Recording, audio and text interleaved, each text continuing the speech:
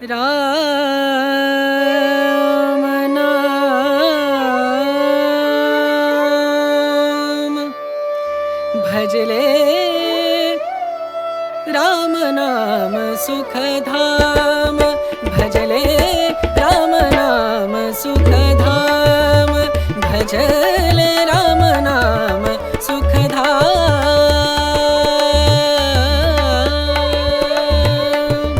तेरा पूरन हो सब काम तेरा पूरन हो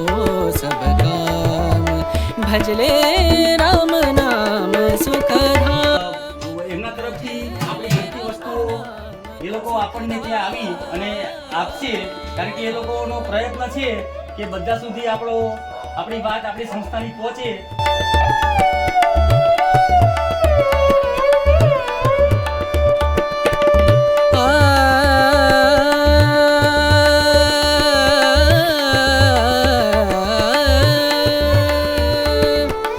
संत समागम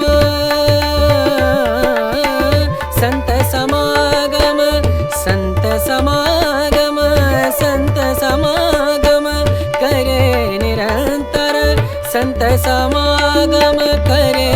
निरंतर जग से हो परा